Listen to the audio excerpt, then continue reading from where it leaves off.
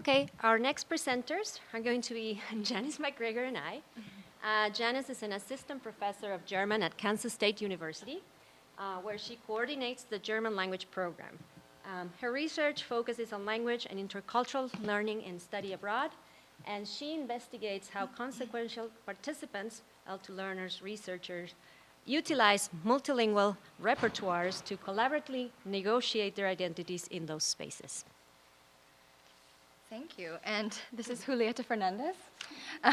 Some of you may know her. She works here at the University of Arizona. She's an assistant professor of linguistics in the Department of Spanish and Portuguese and an affiliated faculty member in the SLAT PhD program. And her research focuses on language learning and study abroad, L2 and cross-cultural pragmatics, and technology-mediated communication.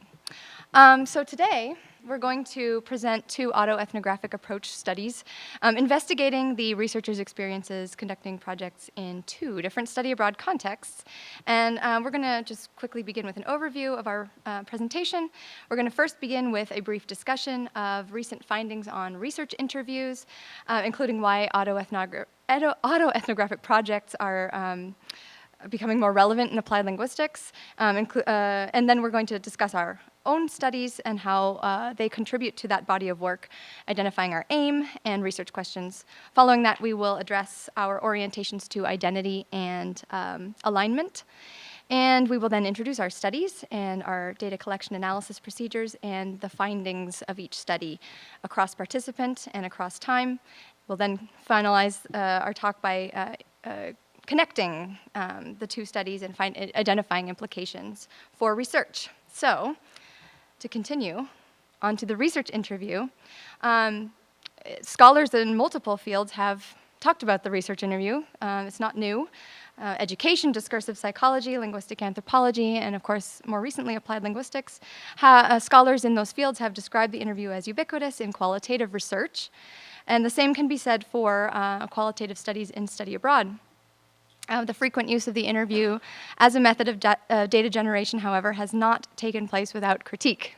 That's important to mention, that scholars in many fields that I've just mentioned have shown that the researcher's approach to interviews and interviewing affects the kinds of interactions that take place, as we just saw with Victoria's presentation, and therefore the kinds of data that emerge obviously reflect those consequences. Some scholars have been said to utilize interviews in ways that reveal an interview as research instrument orientation, using interview perhaps as a way to uncover truths or confessional data, and others have used the interview as a way, as a socially situated speech event, or view it in that way, and that interactions between those participants in the interview constitute co-constructed and locally produced actions. So, for example, Matt Pryor recently published work that showed that researchers attempting to establish rapport with participants in research interviews are actually participating in highly coordinated and consequential identity work. So that is a little bit about the research interview in the field. So, why two autoethnographies of two different studies? And so when we were talking about our separate studies and study abroad, we realized that, and we both use mostly qualitative data, right? And so we realized that in the interviews in particular, that we had a shared phenomenon, right? That during the interviews, we were navigating different identities as we were interacting with the participants, right? As researchers, as professors, experienced bilingual speakers, co-nationals, right?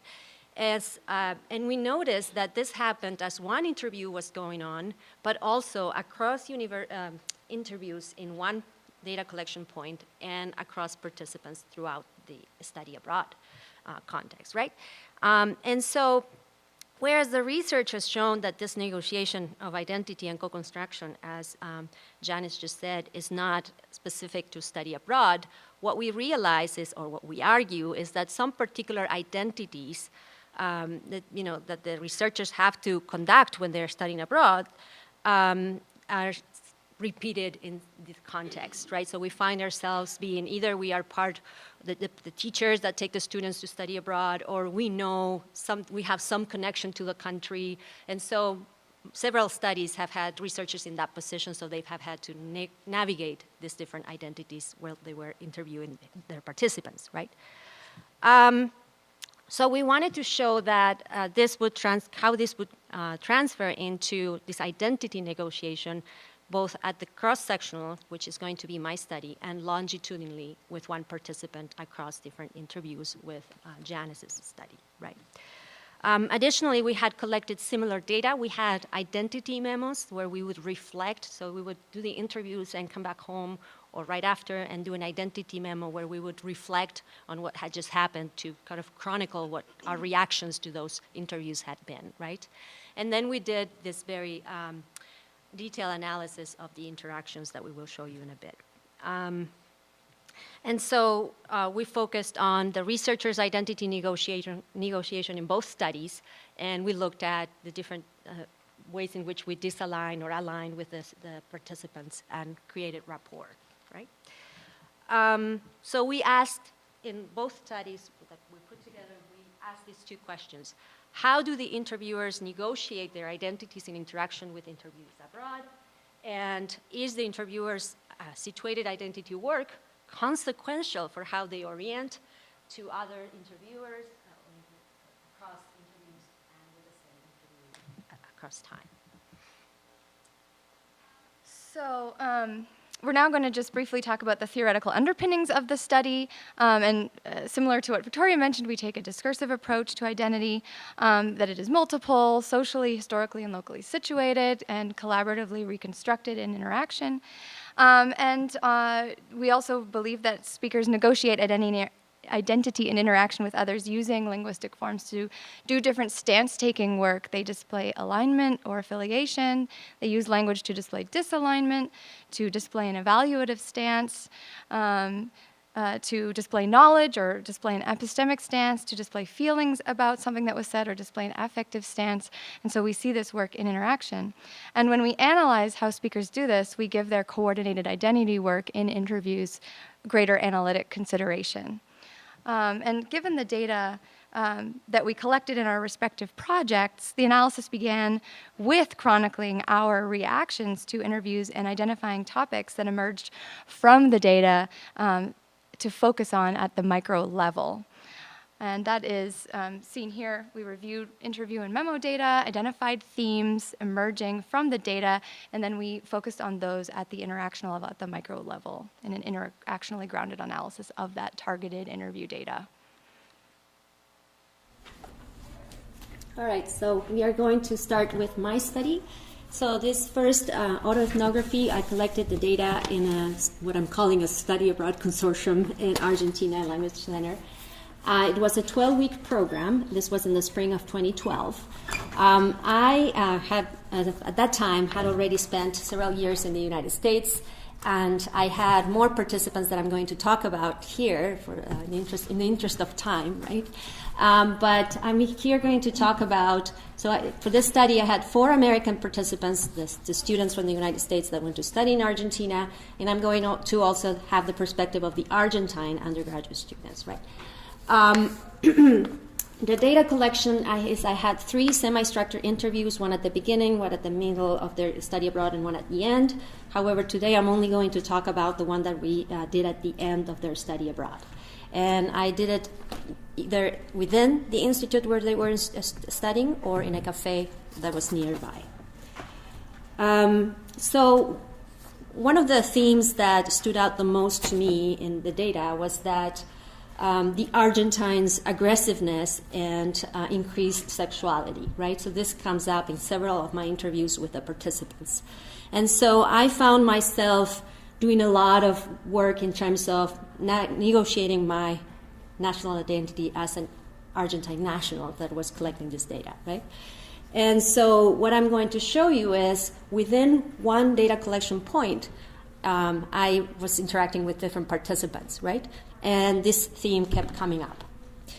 And so this was Laura. I had the interview on the 10th, and she was a person who was very negative to the males in Argentina because when she first arrived, she had a very unhappy encounter with somebody who sent her in the wrong direction. And so she had this idea that men lie, right, in Argentina. And so at the end, I asked her, Is it the same way? Is it just, And so she talked about this as saying, well, it's just their culture. And I bolded that there because she was excluding me from the group of the Argentines, right? So their culture, not mine, not yours, right? Okay, I said there, right? So I minimally kind of aligned with her. And then she says, in the States, people are more reserved, right? And so she's sort of creating this intersubjectivity with me, because you know the States, right? And so she brings me closer to the group of the Americans, and so she's being kind of like talking about a group outside of both of us, right? And then she says, and here they're more affectionate, even the couples, you see the PDA, and I'm, yeah. And here I really overline with her. Okay, cool. Very interesting answer. I like to hear the perceptions that people have, right? And so she's like, hey, she's smiling, she's happy with her response, right? Now, 4 days later, I interviewed Josh, right? And he is talking about the same thing, this aggressiveness. And so I said, anything else that you observed from the people here? And he goes, they are really passionate and sexual. And they're I guess they are a little aggressive, right? And so again, he's excluding me from the group because he's using the they, right? So you're not part of that group of people. And so I started disalign a little bit because I go, in what ways? And so it's just, they're just they're not like afraid to get in your face. So he kind of reformulates this. It's no longer, I don't know if it is sexual, but it's a little, And so I say, okay, they like to argue. They're very, to be in very close contact. And so I continue saying, okay, so my alignment is no longer the, oh, cool, I like to hear how people respond. It's like, okay, in what ways, right? Now, 4 days later, I'm interviewing Erin, and she starts talking about this theme again. And so you see that she's talking about something that her teachers at the center had told her, that, there's a cultural difference that men and women are not usually friends with each other. And my response is like, here? It's really like a lot of disbelief. And so I really disalign with her.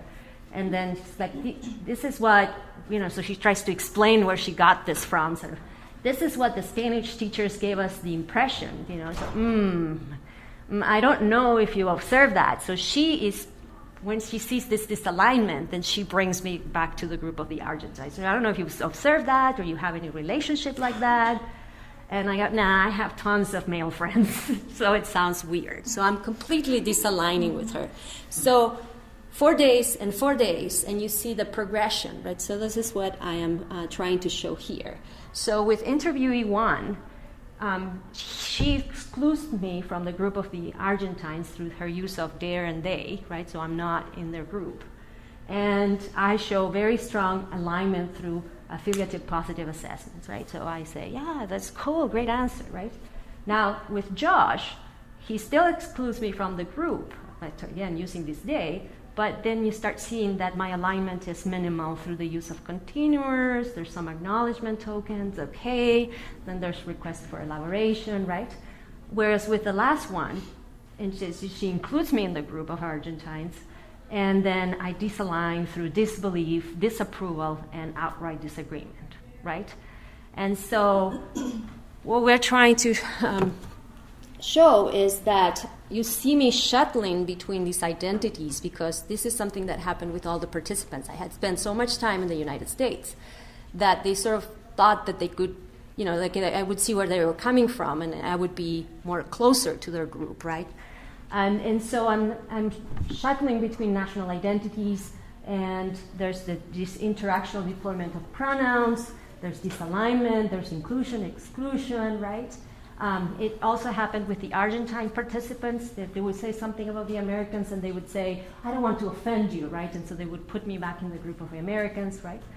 And so I hope this small piece of my data shows you is that there's early coordinated work that is actually informing how I navigated similar work that emerged in subsequent interviews with other participants, right? So how I negotiated my national identity also had an interaction effect on how they responded to me right? And so they started questioning their own beliefs about the Argentines, right? Now we're going to move on to Janice's study. Great. So, also try not to stand too close to the thing. So in my context, I had a 6-week study abroad program in Germany. I was conducting interviews with a number of students in week 3 of the program and 2 months post-program. And so here today I'm going to focus on 2 interviews with one participant who I call Maiden. And I should note that Maiden chooses the pronoun they, so you'll hear me refer to Maiden as they. The macro-analysis revealed that Maiden routinely discussed issues related to safety and discrimination and mental health issues questions, and that's something that led to the interactional negotiation of multiple identity. I was doing a lot of researcher identity work in these interactions.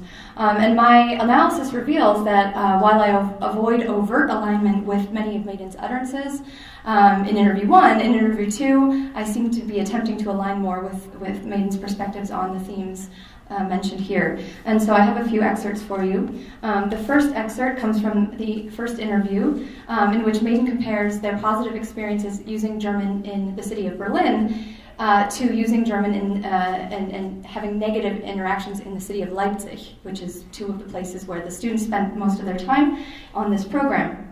And they talk about having been stared at, approached aggressively, and generally made to feel uncomfortable. And I early on I endorse Maiden's claim about Leipzig in lines 30 and 31. You can see my overlap. It's not Berlin. It's a very different city. Yes, yeah. But what comes up later is that you see a lot of use of nonverbal acknowledgement tokens. Not necessarily affiliating with Maiden's perspective or Maiden's narrative about their uncomfortable experiences in Leipzig, more continuous. And so I'm displaying minimal alignment as they disclose their sense that their German is now worse than going abroad, before going abroad, which we can see here. In line 70 through 72, I actually felt like my German has gotten worse. And so I'm using a lot of non-lexical acknowledgement tokens, which clearly indexes my desire to continue avoiding overtly aligning with this version or this perspective that Maiden's communicating. I even go so far as to request a specific example from Maiden, again, avoiding alignment with their beliefs about their own German language proficiency or use. Maiden then recounts an incident in which they experienced with a friend on public transportation, and I again request more information about that experience. And so this is all continuing to index my doubt in either the veracity of the account or that particular version. If thinking about trying to not overtly align with those particular negative versions of what Maiden is telling me. And it has consequences, right, for the interview as the talk unfolds. And you can see here as well, I even go so far as to ask if they brought up this discomfort, because one of the things that Maiden talks about in line 105, and you can see from the rising intonation, emphasizing the first syllable of language. I didn't have the language of defending myself, indexing their frustration with the situation that they're describing.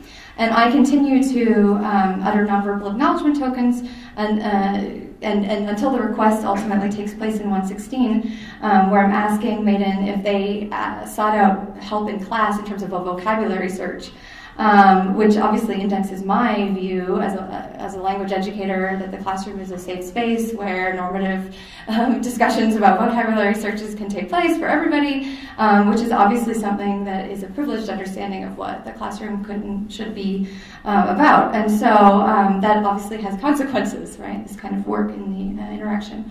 And so when discussing the intercultural challenges that Maiden experienced abroad, they talk about feeling more secure with regards to knowing how to respond to aggressive behavior in the U.S. So this comes up in the second interview. This is now 2 months post-program, and I ask Maiden if they attempted to respond to aggressive interactions in Leipzig. This is, again, 2 months later. I say, and did you attempt, this is line 208 on the slide, did you attempt to do that in Leipzig, like when things happened? to engage. Can you give an example? And then Maiden brings up this example with the uncomfortable situation on the public transportation once again. But interestingly, their characterization of the event is quite different from the mid-sojourn interview. Again, our talk previously had consequences. In that interview earlier, Maiden had claimed to have no idea how to act linguistically and felt very frustrated that they didn't have the language to defend themselves. And I had avoided overtly aligning with that particular version of the account. But here, Maiden positions themselves as willing and able to stand up and do something in the tram. You can see in the red box there, well, when it was on the tram, that person was obviously like trying to put their hands on us and make comments. Oh, and earlier on line 220, I stood up and I said something. So I felt like I was able to talk through that and like have that conversation respond to that person.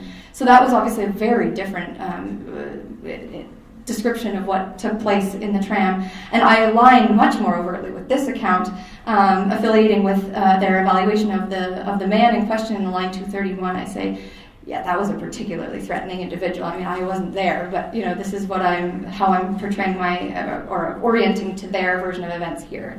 So obviously indexable of my desire to display alignment with this version of events and achieve intersubjectivity with Maiden, which when I analyzed my identity memos was clearly something I struggled with in the first interview. So all that to say, again, if we look sort of across time with this one participant, we can see that the interviewee Maiden in the first interview is positioning themselves as unable to defend themselves from public harassment discrimination in Leipzig, Germany. And I do not overtly align with this version of the narrative. I display either non-overt alignment or display some disalignment by questioning the recounting of events. And then later on, where Maiden's positioning themselves as able to defend themselves from public harassment in both places, both spaces, I am displaying more overt verbal alignment and even affiliative positive assessments of that. So again, we see that I'm shuttling between different identities via the use of alignment, non-lexical tokens in the first interview, and alignment displayed very much more overtly in the second interview. So again, the early coordinated work has an effect. It informs, it has consequences for how we orient to one another across time with the same participant. And that has an effect on their narrative. Okay, so to summarize the findings from our two projects that we've just now described, we use alignment and disalignment practices to negotiate moral and emotional work in our interview interactions. We shuttle between different roles and identities as researchers, as professors, as co-nationals, as experts in the field. All of these become relevant in the interaction. And this is very interesting in the context of study abroad, given the many situations that we find ourselves in, just in terms of practicality and logistics, and possibly, like Julieta said, being in spaces where we possibly grew up, or leading programs and doing research at the same time to, maximize the time that we're doing, study abroad leading with getting some research data, and all of these questions emerge as relevant.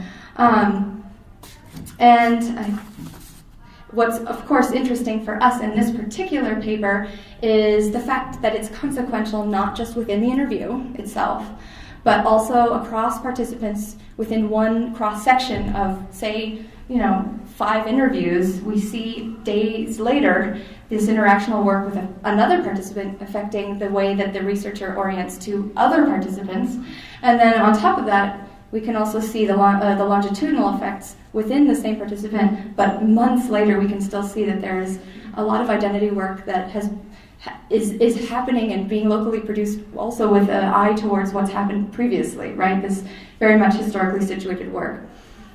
Okay, so finally, to discuss and conclude here, we found that the findings of the study show that across differently enacted contexts, we have similar locally produced identity struggles.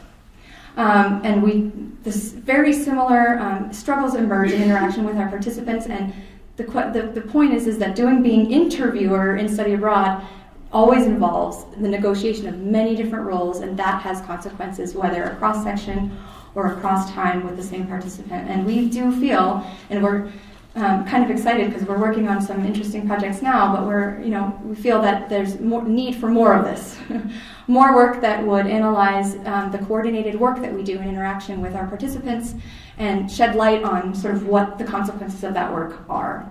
And of course that has consequences for our methodological views of what is an interview and how does one operate in that context. So thank you very much. Oh.